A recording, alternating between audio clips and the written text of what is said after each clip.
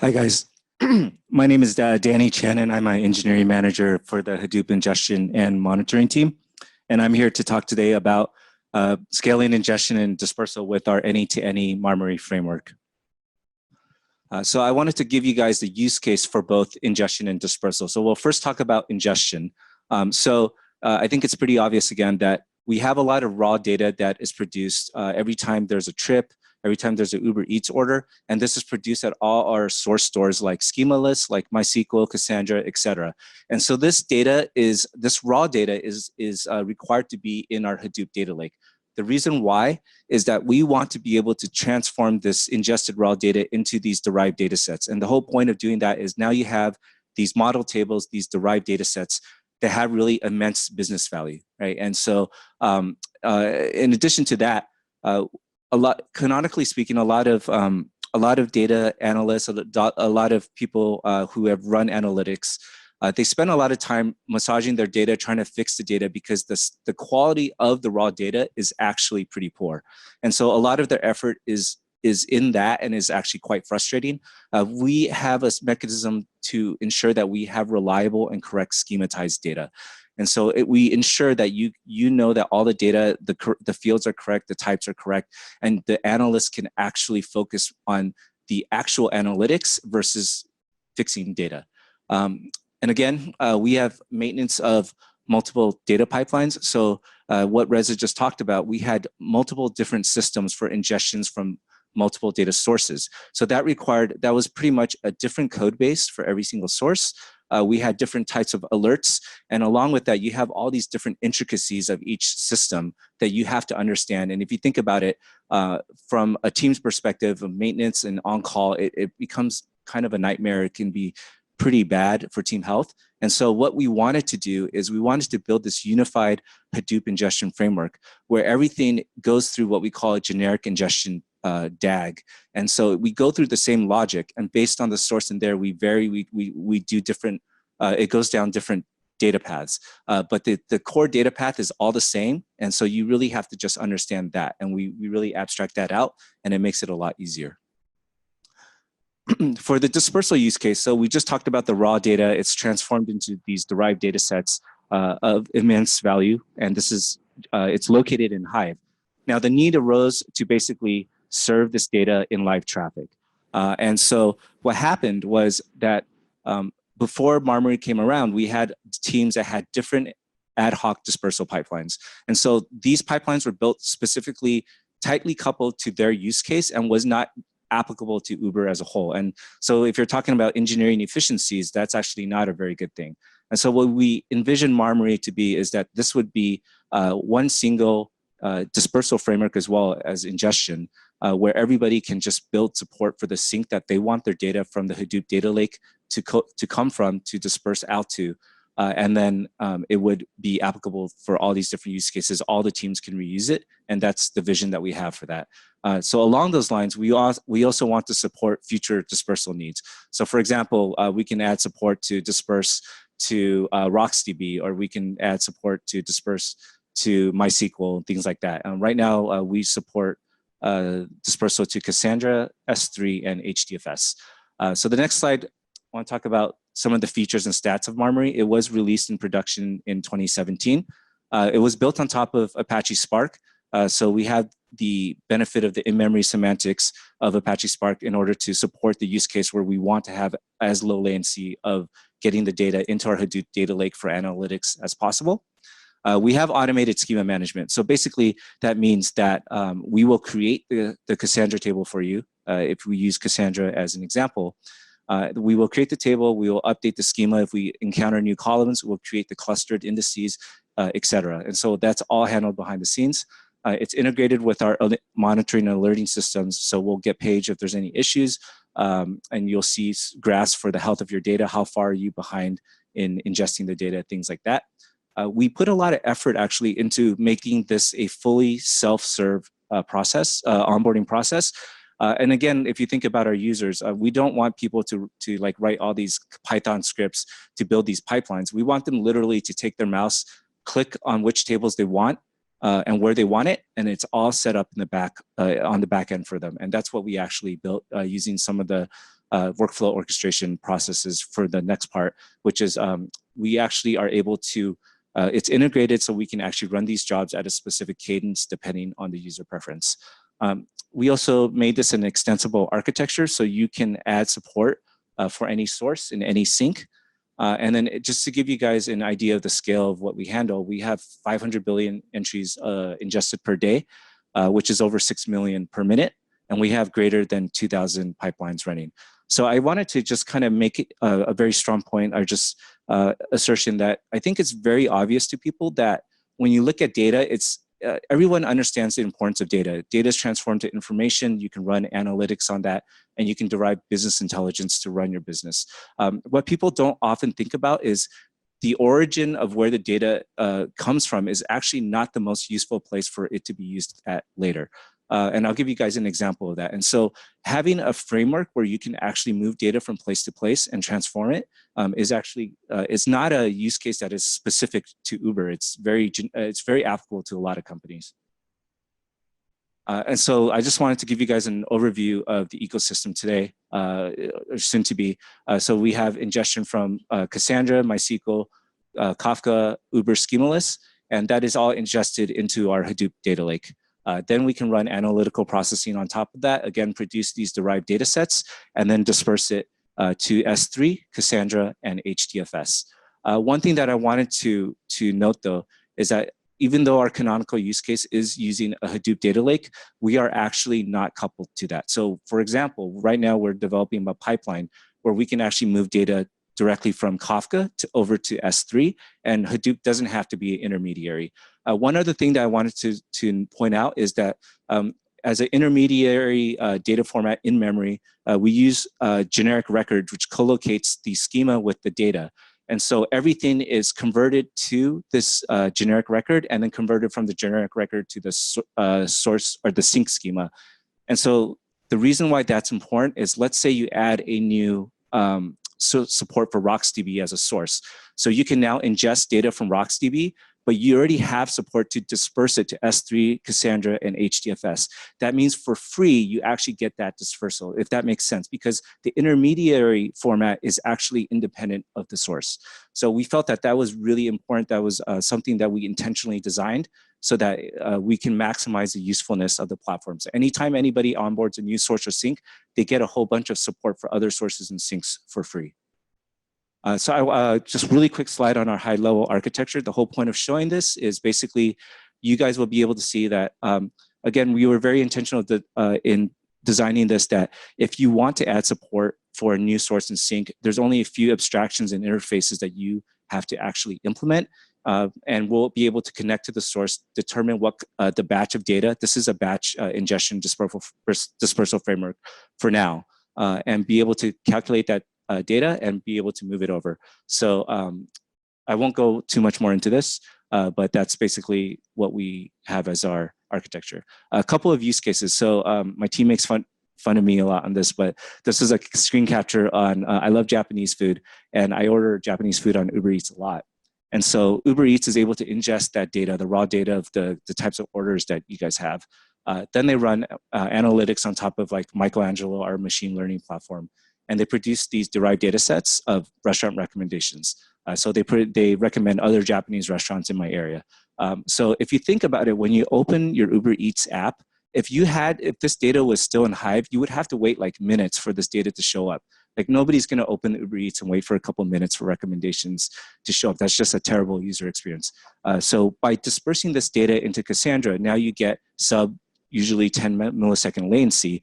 So from the user perspective, that's instantaneous. And so again, that's kind of highlighting my point that it's really important, not just the data, but where it actually is located to maximize the business impact of that data. Another use case is Uber Freight. So Uber Freight, the operational data store is all MySQL. And when they onboarded, started building Uber Freight, they have a ton of operational data. They now need to be able to run analytics on that. So we were able to run our MySQL ingestion pipelines and get all their data in for analytics to help them build their business. So yeah, just a couple of quick things. Marmaray is open sourced in September of 2018. There's our GitHub leak. Please go and check it out. We also have a Uber engineering blog article that please go and check that out as well. And again, the whole point of this is we do feel very importantly that this use case that we're solving here is not specific to Uber in itself. It's really applicable to so many different use cases, just like Hoodie is. And so we open source this, so hopefully the community will be able to contribute back to it. Thank you. And so Ekont will come now and talk about HDFS evolution at Uber. Thanks, Danny. So I'll quickly rush through mine. My name is Ekant, and I work as an engineer in the data team. All right, this is what I wanted to cover. So we'll talk about our architecture circa 2017. We'll talk about what limitation challenges we were facing, what we were doing about it, and currently where we are and where we are headed, and our collaboration with open source. So our architecture is we have clients, standard suspects, Hive, Spark, Presto. We have our developers bring in custom clients sometimes. We also support Web HDFS through Java, Golang, and Python-based clients. We had single cluster back in the day around 2016 that Reza was touching. Early 2017, we broke our cluster into 3 due to some of those name node load issues that we saw. So we currently have 3, or in 2017, we had 3 clusters. The Scratch cluster, which has a lot of ephemeral data, temp, log data, churns quite a bit. And then we have a dedicated cluster for HBase. And then we have the main cluster, which has all of our analytical data sets. This is a multi-tenant cluster. Ingestion runs here, ETL runs here, customer queries run here. Our data nodes are both compute and storage co-located. So as we grew, our customers obviously wanted more and more, and that created new challenges, new limitations that we were hitting on the system. So the first one is with respect to performance. As Presto was gaining traction and was used for a lot for interactive querying, and Presto is super sensitive to HDFS RPC latencies. So Presto, when a say write-heavy job runs, since it's a multi-tenant cluster, it affects Presto performance, and Presto wanted an SLA guarantee on the latency of RPCs. And then the second one was around scaling smart. So as at a scale, I mean, it's important we think about how we scale. Since our storage and compute was co-located, when people were asking for more storage, we added compute. When people were asking for compute, we added storage. So we had to take a hard look at how our resources are utilized to make sure that we add resources more appropriately. And the third one is around agility. I mean, as much as we want to build features and add capabilities, we also want to make ourselves move fast and enable our customers to move fast as well. And then as you saw that the big cluster was growing, and it's inevitable that at some point we'll have to break the cluster down or split it into more clusters. We're hitting limits across the board. So the first thing that we did around latency guarantees was building a new type of name node. So our setup is pretty standard, active standby, journal nodes. We introduced a new type of name node called the observer. The goal for observer is to support non-mutating RPC calls with a guaranteed latency, right? So it's more like a standby name node. It tails the edit locks from journal, applies it to the in-memory state, but different from standby is that it can support read RPCs. Since it asynchronously tails these logs, it's behind the active from the metadata perspective. But for our use cases, it was Presto, predominantly read-only old data. So observer being a bit behind active is actually okay for us. So it helped us move some of those workloads there. And observer, we can add more of them. So we can spread our RPCs across the active observer and more of those. So it improves the RPS. We can route some traffic and take some load off of the active name node. And it also, we've currently onboarded Presto and it's continuing. And the early results have been very positive here. And we're also working with the community. We're contributing this back. And then we're also adding some consistency semantics to Observer to make more workloads work with Observer. So that covers that. And then we'll get into the skill smart. So here in early 2018, we started separating our compute and storage as we saw the resource utilization skew with storage growing faster than compute. So now in 2018, we're adding data storage nodes when people want more storage and compute nodes when people want compute. So this has helped us see some early gains at this point. We're also able to scale resources independently. So the next thing we did was we also took a deep look into the storage nodes themselves and saw how resource utilization was working within. We looked at our data sets, data access patterns, and resource utilization across network, I/O, storage, etc. And what we saw was there was an opportunity again. Our data sets, though they've been accessed over a long period of time, access patterns vary for different data sets. So we were able to find enough data sets that we could move to a high density storage tier. So we are working on introducing a new storage tier for our analytical data called the warm tier. It's high density storage nodes. They're cheaper from a cost perspective. Performance profile is different, but we have data sets that can fit into this. We're also building a new service which monitors the data temperature on the hot cluster and then moves data from time to time to the warm cluster as data ages or access patterns change. This service is also generic enough that it can be extended to move data potentially to cloud in future using cold storage, things like that. So this has given us, introduced high density SKUs, has increased our cost efficiency, and we also have the capability to copy to cloud now. And so in 2017, 2018 as well, so we have about 3 clusters. We're federating between these clusters using VFS. VFS is a feature in HDFS that existed for a while. It allows us to federate between these clusters using mount points that are client-side configuration. And that's how we've been doing it. And it was available back then, helped us break our clusters into 3. But today, we have more clients than before. Anytime we have to, say, change our cluster layout, it requires a lot of painful migration effort, takes time, slows us down and our customers down. So what we're doing is to bring in the mount table onto the service side, which makes it easy now to separates the client from what we do on the service side, allows us to have the mount points on a service side thing that we can change over time without any client impact. It also provides a unified data view for our clients. And our routers are relatively lightweight, which means the state, they can be active.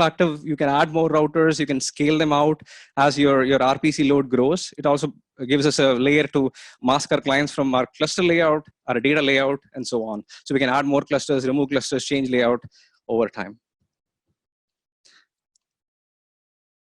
That covers the agility part of it, and then the scalability part. I mean, so some of these are work in progress. So we'll be getting started here. Some of them are in production. Some of them are getting in production. But we are at least making a headwind into solving some of these problems. So here is what we are looking to get to. Some of it is happening. Some of it has happened, and some of it will happen in future. So we'll have clients who will talk to routers, a fleet of routers, and then they'll talk to the clusters. We'll be able to add more clusters if necessary. We'll also make the observer, so we'll have the tiering service that moves data between these clusters. We'll have a rebalancer that makes sure things are in balance across these clusters. We'll add observer and make it work with router. Today, the observer does not work with router, it's something we're working on. And then in 2019, we're planning to add more clusters and beyond. So here are things that we are currently working on as new capabilities that we're adding to our storage clusters. Security on the router-based federation is something that we're actively working on. This Jira, feel free to participate, contribute. Observer, we're adding consistent reads to it. We are making it work with router to make sure we can add observer when we go to the router-based model. We're also looking at a lot of visibility-related features to make sure we understand how our customers are using the cluster to sort of be more careful with bad actors as well as the good actors and making sure we cater to their use case as well. We're also looking at adding erasure coding to our clusters to increase efficiency going into 2019.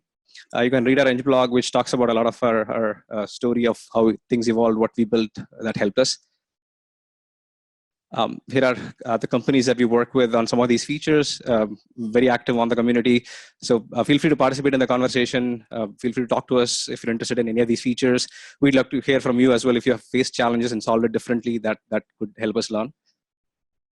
And here are a bunch of blogs that cover some of the earlier talks as well as the HDFS part of the talk. We are hiring, obviously, and there's a lot of content here. Feel free to come talk to us. We'll be hanging out here after the talks. Thanks.